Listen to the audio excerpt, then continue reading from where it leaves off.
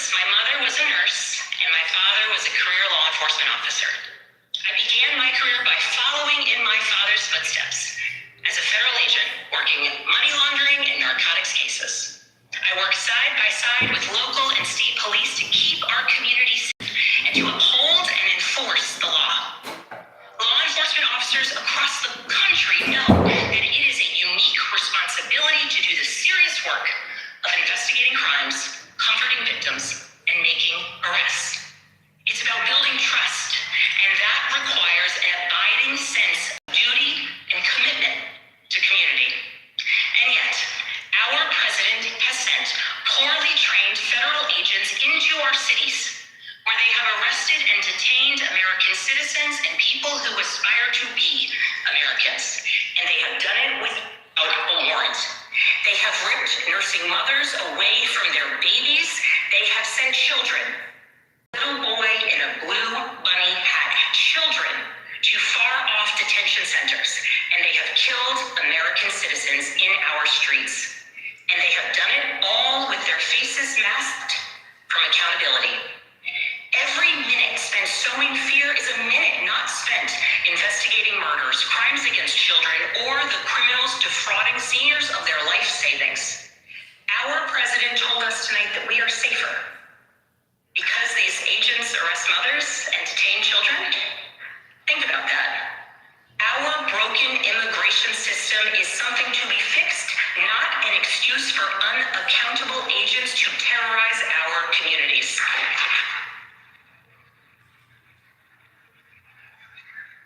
After working in law enforcement, I continued my career of service as a CIA officer, working undercover to protect the United States and our allies from global threats, terrorism, nuclear weapons, and the aggression of adversarial nations around the globe.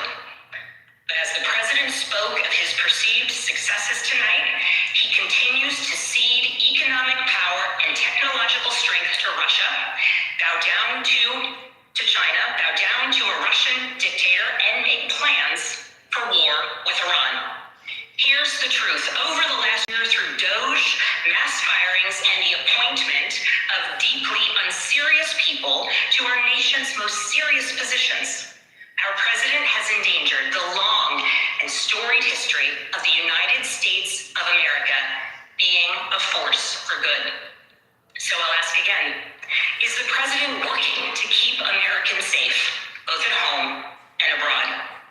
We all know the answer is no. In his speech tonight, the president did what he always does. He lied, he scapegoated, and he distracted.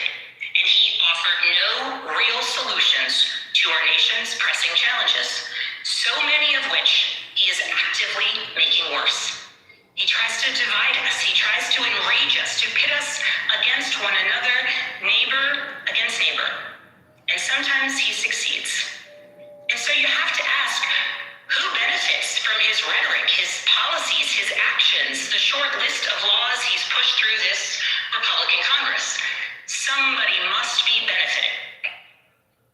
He's enriching himself, his family, his friends. The scale of the corruption is unprecedented.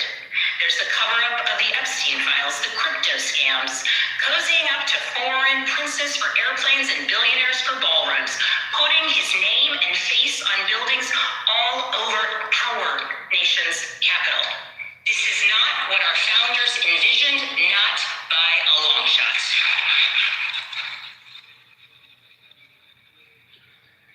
So I'll ask again, is the president working for you?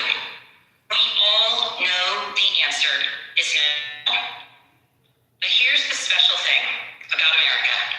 On our 250th anniversary, we know better than any nation what is possible when ordinary citizens, like those who once dreamed right here in this room, reject the unacceptable and demand more of their government. We see it in the determination of students organizing school walkouts across the country, whose voices are becoming so powerful that the governor of Texas seeks to silence them. We see it in the bravery of Americans in Minnesota standing up for their communities, from peacefully protesting in sub-zero temperatures to carpooling children to school so that their immigrant parents are not ripped away from them in the parking lot. As a mother of 3 school-aged daughters, I am inspired by their bravery, but I am sickened that it is necessary. And Americans across the country are taking action. They are going to the ballot box to reject this chaos. With their votes, they are writing a new story, a more hopeful story. In November, I won my election by 15 points.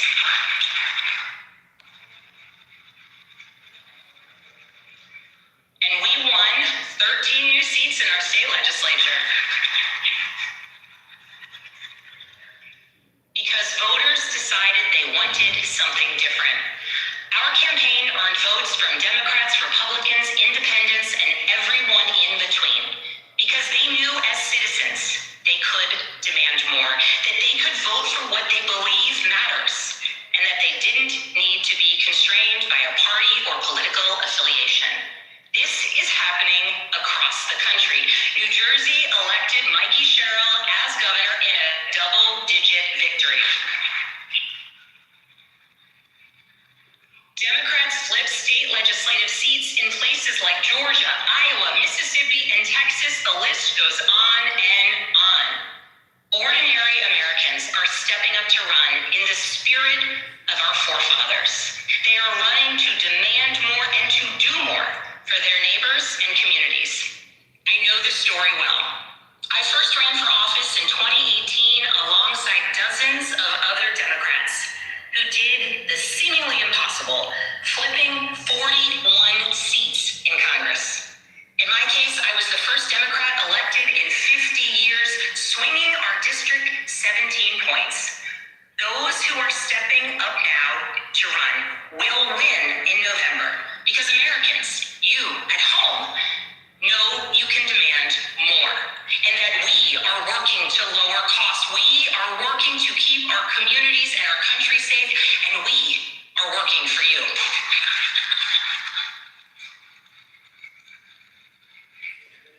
In his farewell address, George Washington warned us about the possibility of, quote, cunning, ambitious, and unprincipled men rising to power.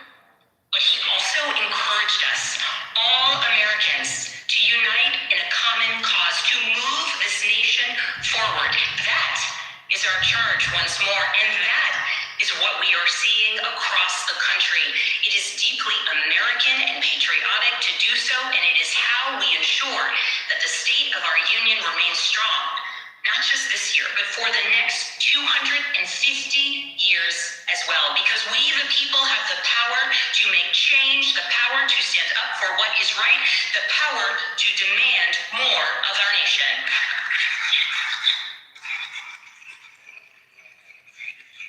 May God bless the Commonwealth of Virginia, and may God bless the United States of America.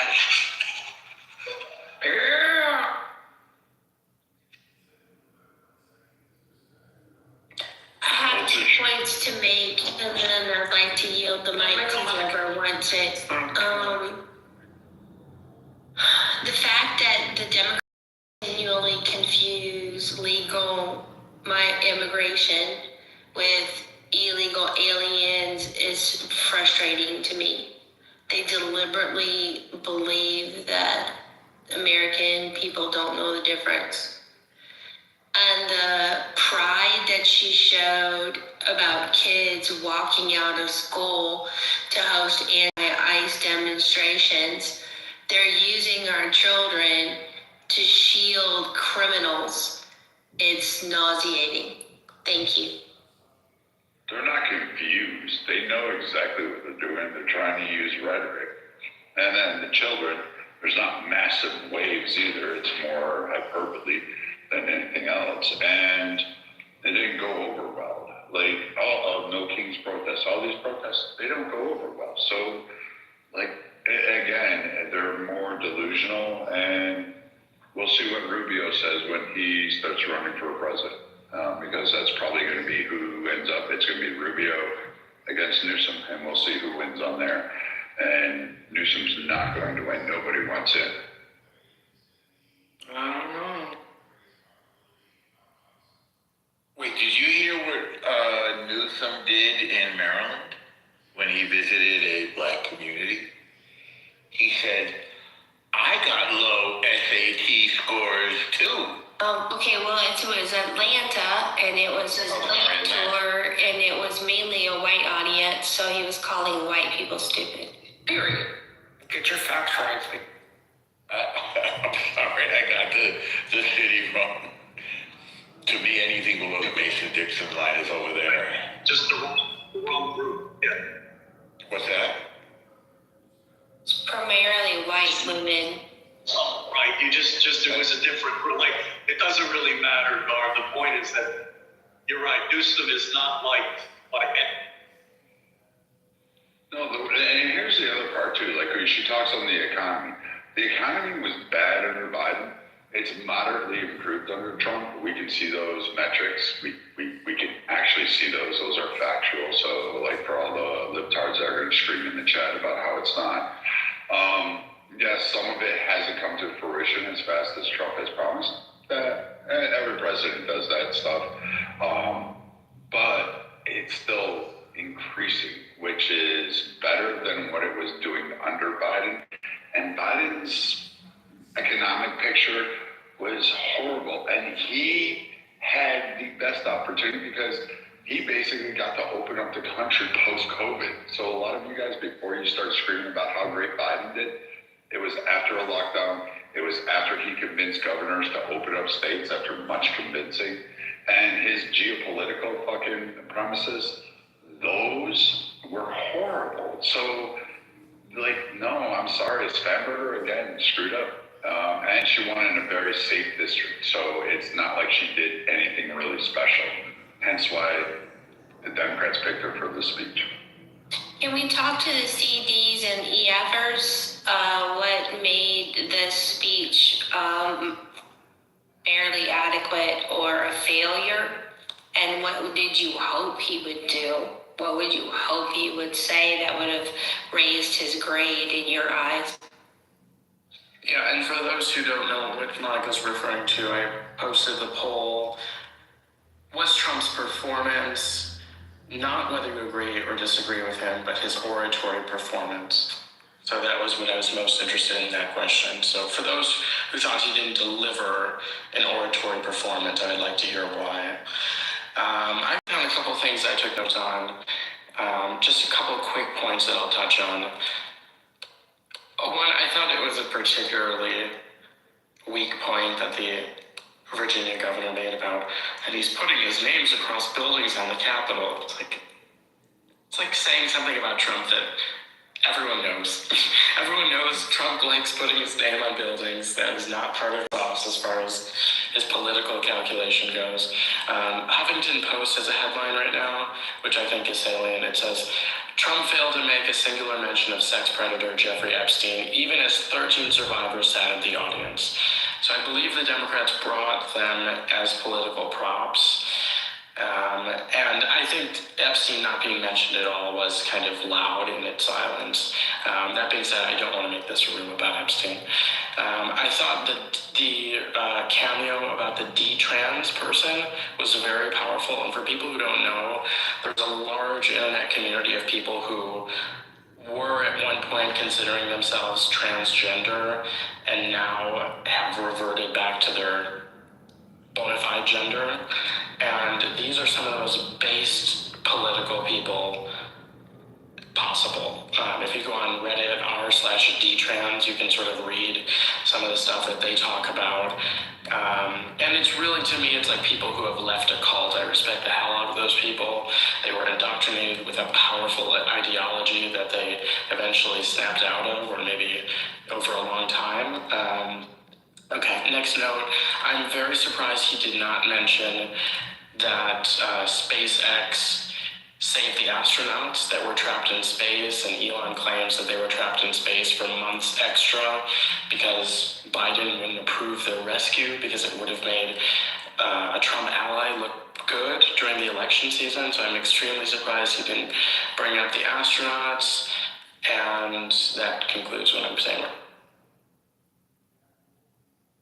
I have a friend, Derisive, who is against gay man who lived as a woman for a number of years, including boob implants.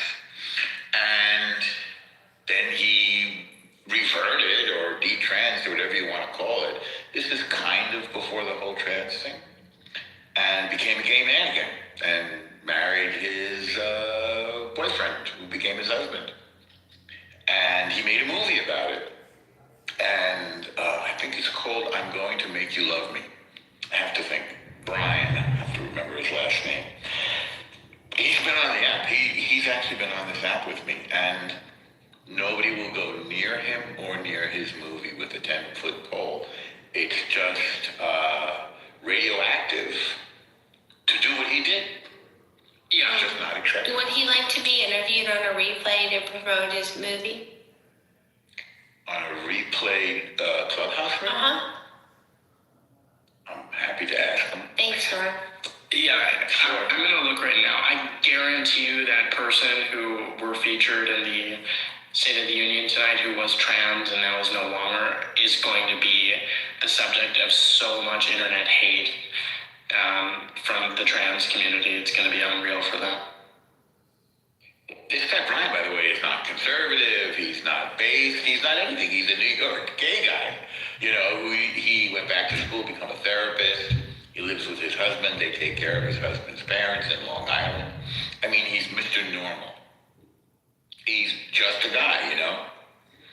And he's just persona non grata because he lived as a woman for a while and then reverted to being a man again. He lived on an army base in Germany with a guy that he had married, and according to him, nobody knew that he was actually a guy when he was living as a woman. Right. The most dangerous people to people who leave a cult are the ex-members. Much more so than people who are just generally opposed to the cult. It's the heretics and people who show that there's a pathway out of that cult ideology who are the most existentially damaging to this group. Just because they show that it's a matter of free choice and that this is not some inherent condition, prejudice against which is therefore just bigotry.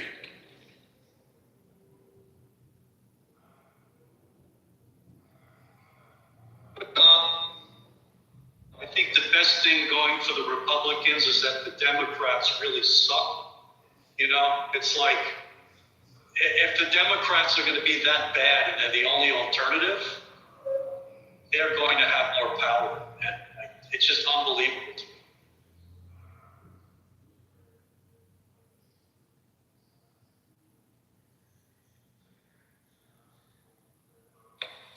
So no school shooter stuff came up, no two-way stuff came up. What else did you think would come up that we didn't hear anything about tonight? Iran. China? No, Iran came up. Iran came up. What did he say? You're right. The greatest sponsor of terror on the planet. You're right. But I think what everybody was waiting for was like, when are we going to hit him? And I was half expecting that to happen while the speech was going on.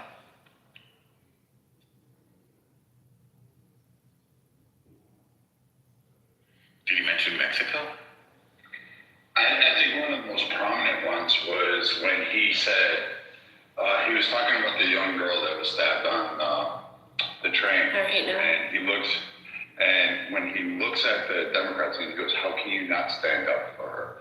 And that kind of showed the Democrats in their light. Like, you're so just anti-Trump. You don't give a shit about a poor little 100-pound girl that was like just killed, just blatantly killed, while people just watched and no one stood up. And you really don't care. And none of these progressives, like, in all of their angst, none of their bullshit, nothing can stand up. And even the fact that, like, Spanberger talking about the little boy that was taken in by his, well, yeah, her mother or his mother jumped the border, like, what, 4 or 5 months ago with him? Like, again, none of these things actually add up to the stories that they're trying to say or the narrative they're trying to paint. It's just all it's just all crap. It just always crumbles with them, and somehow they continue to just throw more shit out there.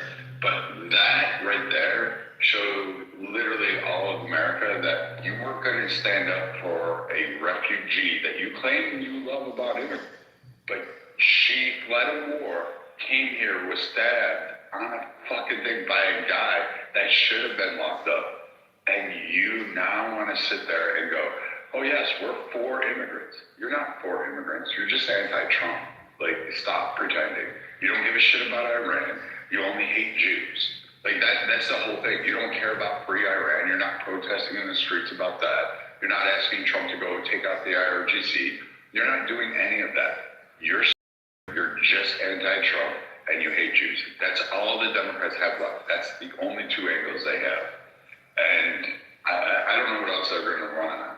Maybe they got a winner in the pocket somewhere. Maybe Bashir. Maybe somebody will come to the table and be like, hey, hold on a moment. We're going to change the direction like Obama did. But I don't see one in there on their benches. It just doesn't seem to work out.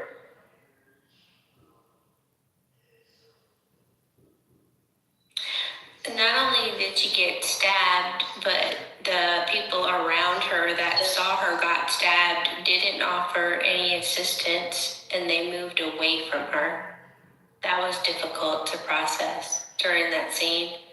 Linton, you gave Trump's speech the lowest score possible, EF. Would you like to share what?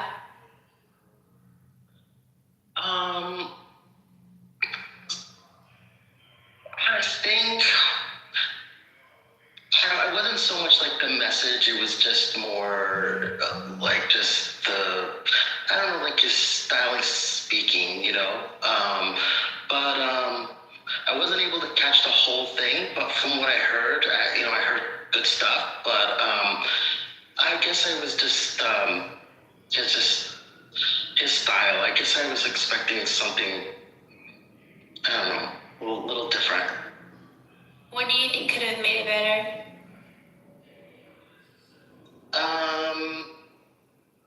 I think for me, it was just I think maybe like I didn't feel it was like strong enough. I didn't feel like it really like moved me. Okay. Monica, how do you see what score or how someone voted?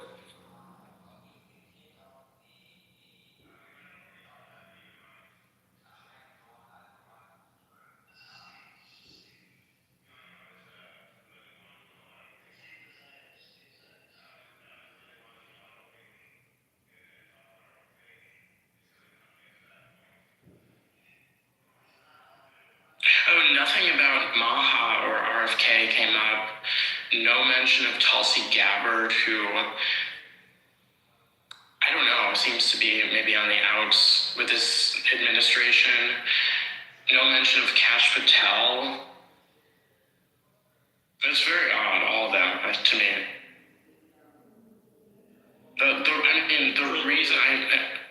The reason I emphatically supported Trump in this election cycle was specifically because of RFK's inclusion on the ticket or in the administration, and I think RFK still has a lot to deliver on his promises, and I would like to see Trump really support him on that.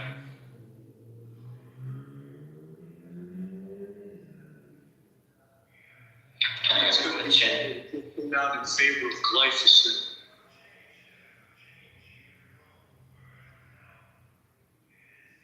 I'm sorry, Teresa, when you pull to refresh, if you can't see how people voted, you might want to leave the room and come back. Sometimes it gets stuck. I mean, I can see the percentages, but I can't see. You seem to be able to see which On their profiles, you see what color they chose to vote in the... Oh, okay. Yeah. So Charles was unhappy with his speech too. Charles, you're on the stage. Welcome. You want to tell us why and what he could have done to impress you? Sure, yes. Well, the speech was pity. It was a lot of crashing out. You people are crazy. You people are crazy. Like just crash out. presidential. That's not classy. I mean, but of course, I don't have these sort of expectations about Trump in the first place, simply because I'm used to him by now. I'm used to his rude, crude, and uncouth self. But in the State of the Union address, it seems like you should be able to raise expectations a little bit above where he would be at one of his rallies. But he essentially just performs the same no matter what the venue is. Whether he's being interviewed by reporters, whether he's at the State of the Union, whether he's on the tarmac getting off of Air Force One, it's all rally style. It's all campaign style. He comes in bad-mouthing the previous administration and what he had when he came in, but it's 2026, now 2025. So after a whole year, at some point, you have to be able to own some of the things that's not going right in the country. The pettiness with which he just referred to those who were not standing, almost like he's irritated that they're not standing, when that's a common thing. When Obama was president, the Republicans sat down. When the Democrat is president, the Republicans always sit down. But you never heard Obama. No, why y'all not standing up? Y'all, yeah. You know, I mean, like Obama never said anything like that because Obama has class. I mean, you can agree or disagree with Obama's politics. Obama had class. Trump has no class, and that's why the speech is pathetic. And maybe some other Republican can run next time if Trump relinquishes power, which I'm not entirely sure that he will. But if power does transfer in the next election cycle, then maybe a Republican with class like George W. Bush or somebody of that caliber can get in the White House and restore the Republican brand. Maybe that can happen. Like Marco Rubio. It was pathetic. I heard 2 or 3 sections of the speech where he was very, very critical of the Biden administration and Congress passing bad legislation. Charles, what do you think about the fact that Trump and his administration has saved and found over 30,000 of the 50,000+ kids that were missing during the Biden administration, 3,000 of them in Minnesota? He didn't mention that either in his speech. I think that was a missed opportunity. Yeah, I mean, look, I'm all about finding kids. Some things are not partisan issues to me. Like when the hockey team was congratulated, I can stand up for that. I'm definitely standing up for the World War II veteran, and I'm definitely cheering for him because that's the greatest generation. They defeated Adolf Hitler. So I'm going to always give props to any World War II veteran I come across. If I meet some World War II veterans here in Memphis and we're in a restaurant, I'm paying for their food. Like that's like their money's no good wherever I'm at. The soldier, the brave soldier that got a medal on him, I can salute him too. So it's like several things that I do agree it shouldn't be partisan issues, even if the president is using it for an opportunity to even appear like he's pro-America. I mean, you got to allow him some wins. I'm not partisan to the degree that I don't want him to win at all. I mean, there are some things that he can promote and tout as positive about his administration. But for the most part, I'm just rating the speech. And, the speech, could have been a whole lot better. And I know that this is not a knock on his speech writers, because what's in the teleprompter, he's not necessarily going to stick with that. Like Trump will go off prompter and go off into his own thing. And that's been one of the biggest criticisms of people that have worked for him, is that he doesn't stick to the script that everybody agreed to. He's liable to get up there and go rogue. And so it's not the fault of his speech writers. But I do feel like, if he would have stuck closer to what was prepared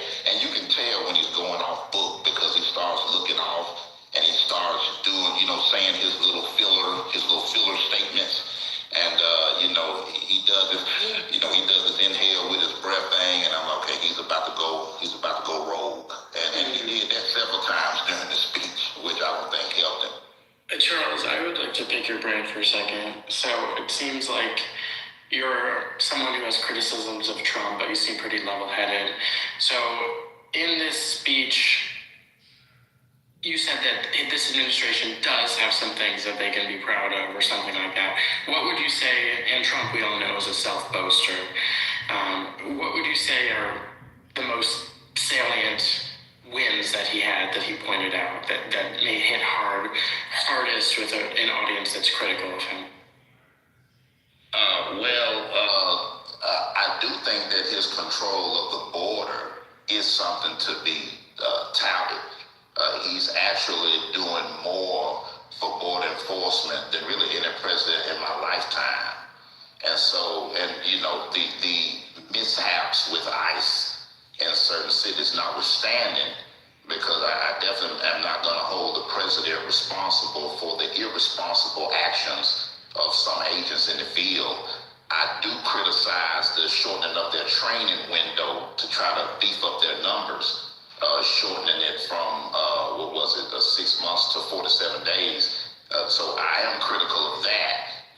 But at the same time, we can't blame the president for the actions of agents who may have mishandled people in the field. So we have to let those agents who perpetrated those acts be responsible for those acts. But overall, he is doing more for border enforcement than any president has ever done in my lifetime. And enforcing the border helps those who are at the most bottom of the totem pole as it pertains to the economy here in America. They're not competing for the most part. Illegal immigrants are not competing for high quality jobs. They're actually competing for middle class jobs and for jobs that people that are around the poverty line would do. And enforcing the border actually helps those folks to have more job opportunities. So I believe that being anti-border enforcement is a wrong policy. And it's one of the reasons why I don't agree with the Democrats, is because they seem to be so against border enforcement. And it's like, y'all can't be against enforcement, It's almost like the unfortunate incidents that happen with police officers, killing people and extrajudiciously murdering people and getting convictions.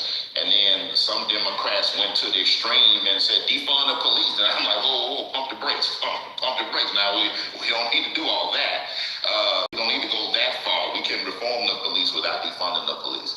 So I do think that the other side, the side that's critical of Trump, frequently jumps to extremes in opposing him, when we have to be level-headed and sensible enough to agree with Trump where we can. And I say this as an anti-Trumper. I was a never-Trumper. In the 2016 Republican primary, I supported other Republicans other than Trump. I've never cared for Trump, never liked Trump. But at the same time, we can't allow our disdain to become dishonesty, because we have to have border enforcement. And the previous administration was not doing the border enforcement. In fact, going all the way back to Ronald Reagan, who famously did amnesty in the 1980s for illegals. And then W. Bush was trying to do another amnesty, but it failed in the Congress because the Republican senators didn't support it. Trump can definitely tout border security. He can definitely tout crime rates dropping in certain cities where his administration has intervened with the permission of the governors of those states and with the permission of the mayor of those states. I know I'm here in Memphis, Tennessee, where the mayor of Memphis agreed and the governor of Tennessee, Governor Bill Lee, agreed to have this intervention. And the president's administration was very successful in assisting our police with making our streets safer. So these are things that Trump can tout. I did hear Memphis, Tennessee mentioned in the State of the Union. I said, okay, yeah, he mentioned Memphis. We are one of those particular success stories that the administration and their efforts to lower crime and make America's streets safer has endeavored to do. So I can give credit where credit is due, but at the same time, definitely be critical of the speech tonight. Yeah, that's a lot of valuable insight. Thank you.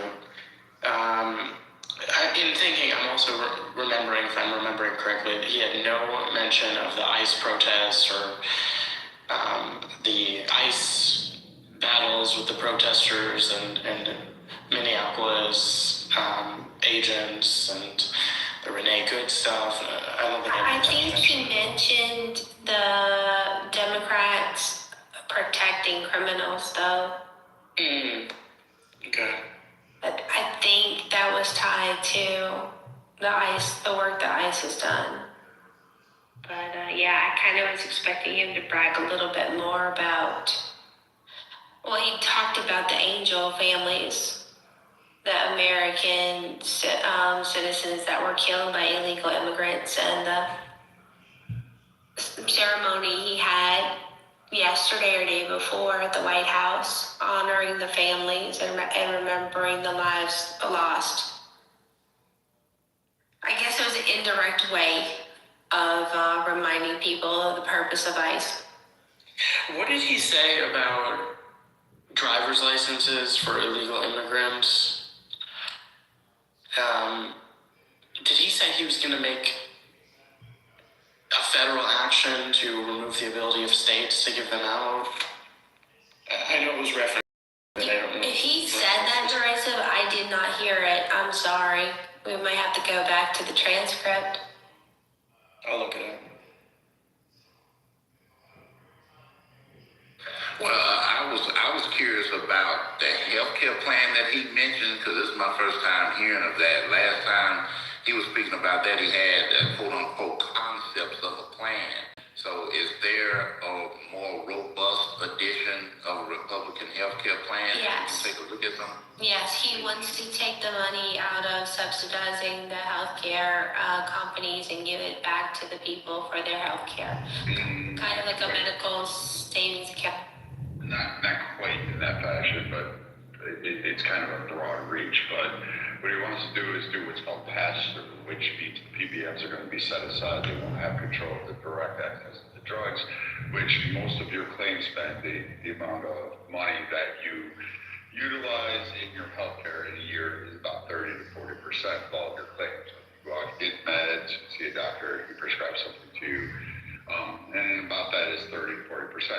Oftentimes, these are, though, the most volatile and high-dollar claims. So what Trump's going to do is a two-pronged approach, and he's using the Biden plan, and he's using the ACA. He's compounding all of these, which is not actually a bad idea. For those of you that think Trump is really dumb, this is not a bad idea. This is going to allow him to use a lot of favorability and a lot of market approaches to put leverages and pressure on it. But what he's able to do is put pass-through on the PBMs, circumvent them, kick out the rebate so that you don't have like that. Brad, you're using a lot of language that someone who's in this industry would know, but people don't. Can you dumb it down a little bit with the lingo? So basically, you got rebates in your pharmaceuticals. You spend about a third to half of your entire healthcare plan. All the money that you pay for healthcare is spent on pharmaceuticals. With the concerns of gene therapeutics and GLP-1s, which are your Ozempics, your Wegovys, all of those, there's concern about the high rising costs. So what he wants to do is circumvent the PBMs, push them out, offer transparency on the contract, something which this nation never had in the past, and get rid of the rebates on the last quarter of the year in which these PBMs and pharmaceutical companies go and chase on. But they kind of manipulate the rates so that it's basically a taxpayer slush fund that they just get filtered billions of dollars for these rebates. And now what Trump's plan is doing is utilizing Obama, Biden's, and this administration's progress on the healthcare plans to actually push that aside and say you have to apply for it in quarter one or you lose it. And it will not matter if additional costs come out later on in the year. You've got your one and done.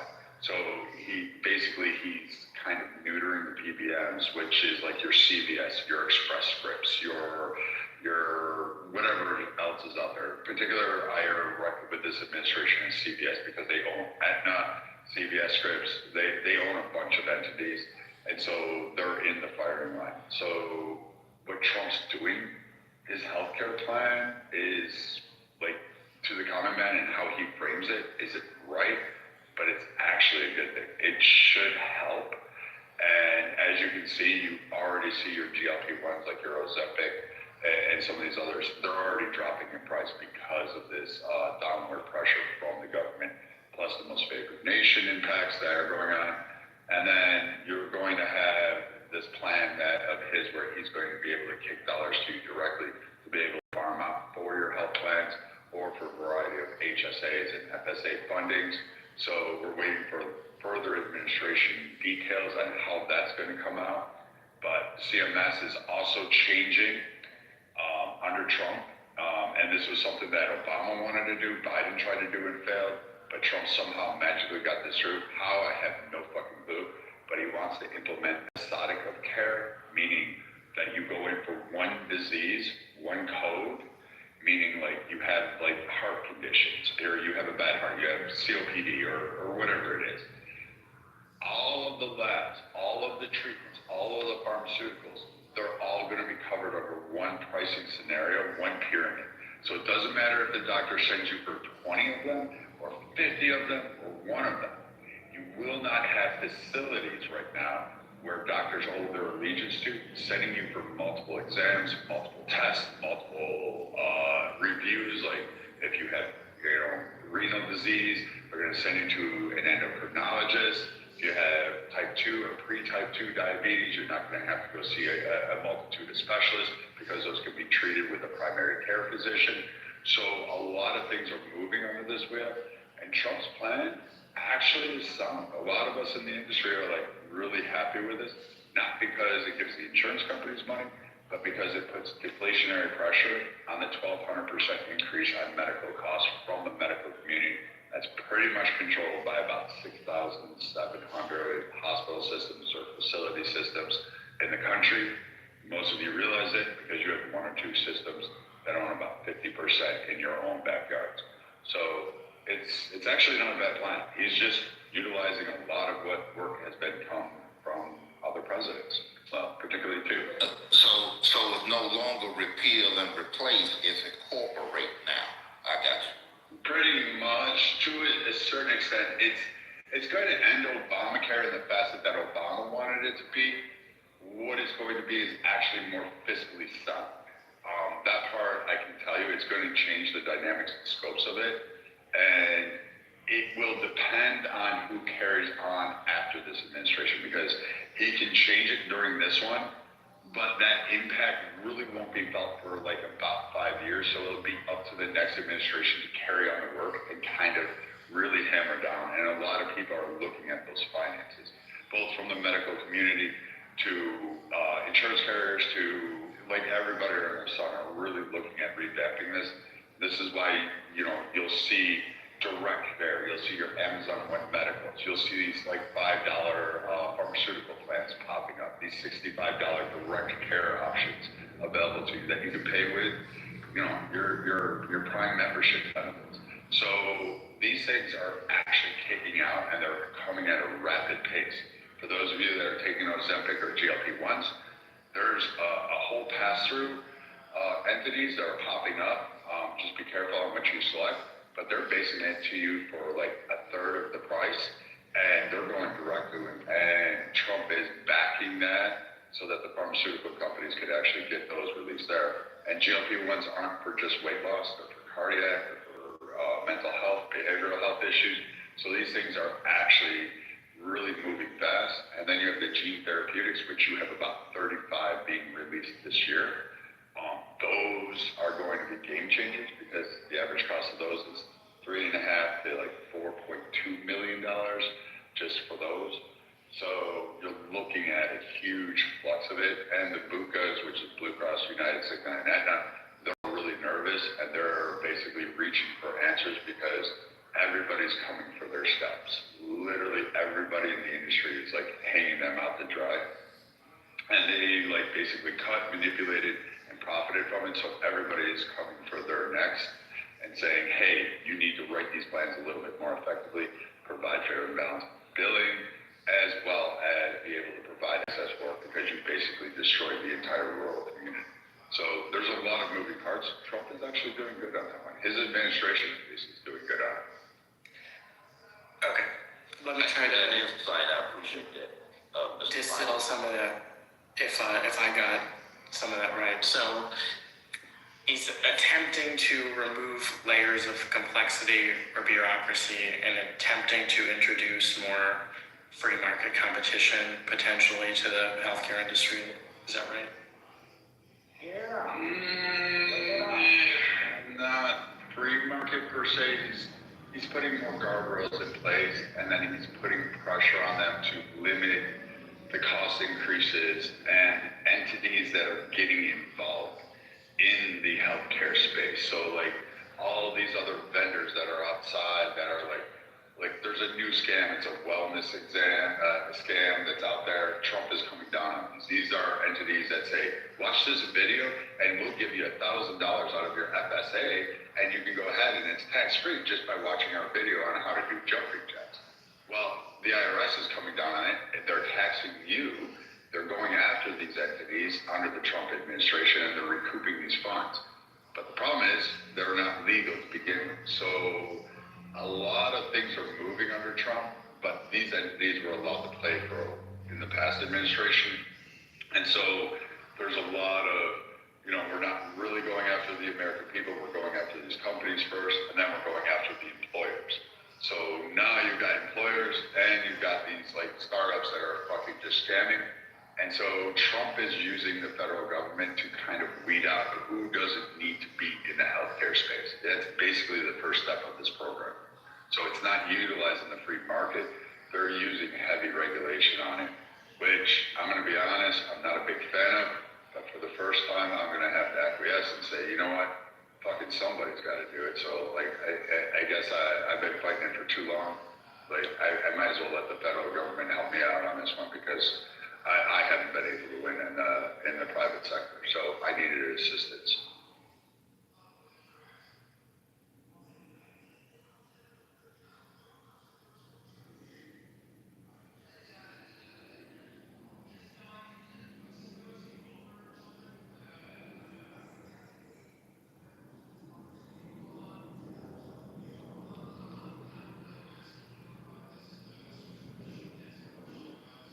Good stuff. Did we beat it to death, or what do we feel? Oh my God. Is the government still in a partial shutdown? Yes. Where have you been? Yes, of course. I thought that was undone or ended. It's interesting.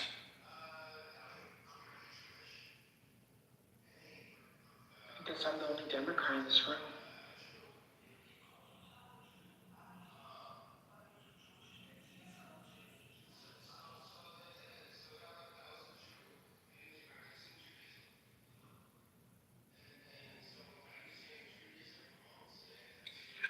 I find it very disingenuous when both parties talk about the affordability issue. Of course, Trump famously ran on that in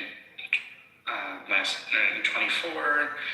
The Democrats were harping on it during their response to Trump tonight, and neither party has the power to make things more affordable. Not really, maybe in a few specific instances, but they can't restore the purchasing power of the dollar. They can slow the rapid decline in the purchasing power of the dollar if they stop printing money so fast. And I do think Trump brought down the rate of inflation, but it's still higher than it should be. It's nowhere near what it was in the middle of the Biden administration. But as far as both parties promising to bring prices down, neither have that power, and it's totally dishonest to sell those ideals to the public, in my opinion.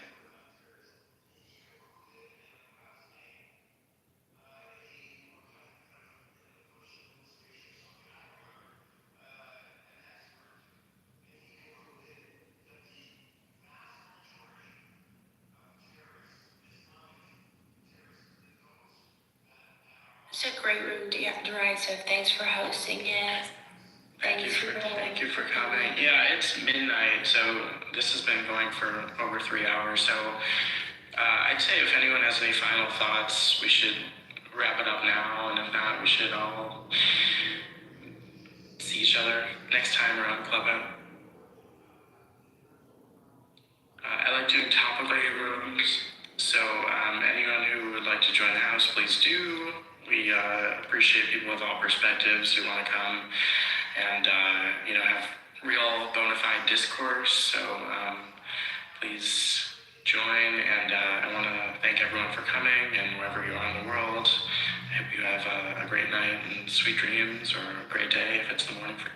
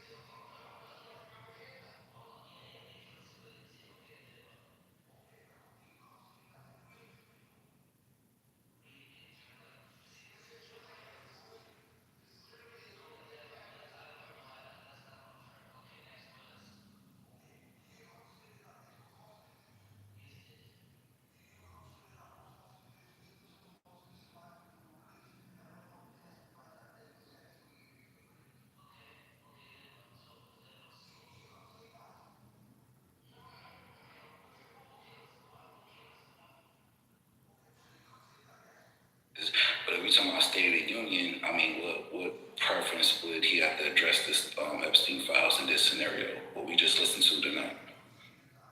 Yeah, great point. Yeah, I would say this about I listened to it when a girl was going through something in her life and she thought she was a boy. The state took her from her parents, right? And he was saying that shouldn't have happened. And I agree with that policy. That should never have happened, right? And when I looked at it, before he even said it, I saw on the video feed the Democrats didn't stand up and clap for it.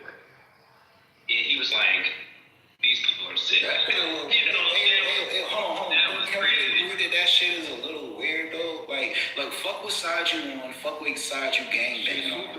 You okay? So we separating people from their children over mental things, bro. EJ and kids the ability to just do all this shit. Like, could we not just agree like that shit is a little weird? Like that shit like should not be happening when it comes to kids. Cause you know we having this conversation about kids. Kids this, kids that. This where we're supposed to get serious, right? But that's supposed to be like I don't know, bro. That shit kind of crazy. Yeah, and it was crazy. And then he was saying, he made another point, which I was like, what the heck? And then he said, I'm like, damn, at least he said it. Another situation is that since I was at the border, across the border a lot through the Biden administration, a lot of people know that. And a lot of people were coming over here. We talk about kids, right? A lot of people is coming up over here not vetted at all. We don't know who these people are. It's a lot of pedophilia. It's a lot of sex trafficking. Yeah, it's a lot of Jeffrey Epstein was doing it, nigga. Bro, you just stepped off mic, bro. This is crazy. And see, when we talk about kids, it's just not kids here. It's kids crossing the border, going through the cartel. A lot of those kids get trafficked, raped, right? And the administration before was the cause of it. They didn't care anything about it. Then they crossed up over here, committed those acts against children here in the United States. So, helping secure the border, right, and to minimize fentanyl by 56%, that kills black people too, FYI. Those things are in the right direction, man. No matter left, right, you shouldn't be having. I don't want to hog the stage, but I'm gonna just say this. Nathan, you have the wrong president in office to be talking about anything about PDF failures. Let's just concede that point, and I don't think you should have made that point. You made yourself look as stupid as them damn teeth when you said that. Number two, do you know what the cartel? Hey, Nathan, just let him land, bro. Right? Yeah. You know what's been going on with the drug use and all that shit and overdose. They have been on the decline. They have been on the decline since before he got in office. Do you know why that has been on the decline? It's because the cartels was killing too many people, and the cartels told the people who was making it, hey, if you keep killing customers, we're gonna kill you. Okay, we're gonna make it a little bit softer. Like that's common sense, like easy shit. This is documented. But go crazy. But I can rock with some of the shit tonight. I'm not gonna rock with you saying the PDF failure stuff when this nigga has hidden over 3 million documents, and it came out today that a girl said that he aped her when she was about 16 at Epstein's crib. But I'm sure that. So when are you gonna show us concrete proof that Trump is a pedophile, Mr. Fontana? This guy is like this. No, Nathan, hold up. Mr. Fontana. Who has concrete? Hey, well, hold on. Wait, did somebody drop something? Wait, who? Somebody drop E-Liddy? What's going on? Oh, E-Liddy dropped this off. I like to have a civil conversation, but it is. Of course I got moved because you have triggered Democrats and the national moderators. Of course. So, Mr. Fontana, are you going to tell us and show us concrete evidence that Trump is a pedophile? Hold on, bro. I'm trying to give you the space, but calm down, right? It's good. I appreciate you. Yeah. I'm giving you the space. But it's pretty direct. I just want to know, aside from 3 million pages of allegations. I'm about to drop, but I'm trying to give you the space to speak. Oh my God, bro. It's cool. Like, they know what I want already. mute up, bro. Or you could go back down. Cool. Hey, yo. So, man, what the fuck? Alright, so look, bro. If ain't nobody violating, don't drop nobody. Like, hey, I'm trying to have a more balanced conversation. I don't want this to be all left. If it's sides coming in from either way, let's just let this shit rock. Alright, boom. E-Liddy. Yeah, thank you. So I know Mr. Fontano didn't read 3 million pages of allegations. I want that to be clear. None of you did in this room. Neither did I. So again, Mr. Fontano, do you have any evidence right now that Trump is a pedophile? Who you talking to? To you. What'd you call me? That my name ain't Mr. Fox. Whatever the fuck your name is, Mr. Whatever it is, do you have any concrete evidence that Trump is a pedophile? Did you read the 3 million pages of the Epstein files? Of the allegations in the Epstein files? If you would have been listening, I would have said the FBI has refused to, the DOJ has refused to release them. So right, so you're admitting that you don't have proof, so correct? How can I read something? Right, so again, you're admitting that you don't have proof that he's a pedophile, correct? No, there are accusations. That's a dumbass question to ask. Again, do you have proof that Trump is a pedophile right now instead of the allegations that are in the fucking Epstein files? We got proof for that. Oh wait, Jose, I hope you're. So you're not going to answer yes or no, or what? That's what he does. What is considered concrete proof since you want to use that? You are reading allegations in files full of allegations, 3 million pages, by the way, that none of you read, all 3 million pages, none of you did. Witnesses? None of you did. No, they have allegations. The witnesses are not good enough for me. So what proof? Yeah, you know how court cases work? Do you know how court cases work? You can have a bunch of people in the court case saying that somebody did something and it's up to a judge to say if this person is right or wrong. None of you have concrete proof that Trump is a president. You have 3 million pages of allegations that none of you read. Convicted of because he got. Bro, oh my God, we should definitely be able to not be able to do this shit, right? All right, so look, he asked Mr. a question. Let's let Mr. respond. D-Real also wanted to say something. So after Mr. responds, D-Real, one mic on D-Real. Yeah. So of course I haven't read him because he has refused to release them in violation of the Epstein Transparency Act. So you don't have evidence. Good thing. That's all I wanted to confirm. Thank you. Okay, cool. Now, one mic on D-Real. What you saying? I think what I said was heard, but I do think that somebody brought up a good question. What is your idea of concrete evidence? What type of evidence do you need for you to believe this? Well, I need him to be convicted in a court of law that everything that's in those files he did. Until then, it's just allegations to me. I don't care about what witnesses said or any of that. I don't give a fuck about none of that. I'm not a believe all women or believe whatever somebody tells me. No, we need to prove that that's what happened. And so until that happens, it's a no for me. And the day that happens, I will remove my support for President Trump. But until that happens, he's not a pedophile as far as I'm concerned. And none of you in this room have any proof of that. You have a bunch of conspiracy theories and a bunch of allegations in 3 million pages that none of you have read. And so the day that happens, I will no longer support him. And I'm going to go. Thank you. Because talking people ain't helping you. To be fair to him, he was talking, y'all were under talking him. Exactly, no way. No, somebody was actually talking and he started screaming, "Do you have any proof?" Do you have any proof, ma'am? Come on, y'all. Let's not do that because we still it don't matter what side you're on. We still clearing the stage for everybody. So, all right. So since we here now, right? Since we here at the conversation, which of course it was gonna get here. All right, one mic on anybody that feels like it's undeniable facts, evidence that Trump is actually a PDF file and is a type time. Y'all got Wait, hold on. If you're not speaking out against Trump, mute up. We want to clear the stage for everybody. So if you feel like this is type time he on, it's one mic on y'all. Once again, y'all gotta stop with all this. Do you have undeniable facts, concrete evidence? The motherfucking government don't even have it yet. So what the fuck? How we gonna have the fucking bozos? Then why you got Good. So you shouldn't be calling him a pedophile since you just admitted that you don't have it. I agree with him on that one. Sure. But you forget that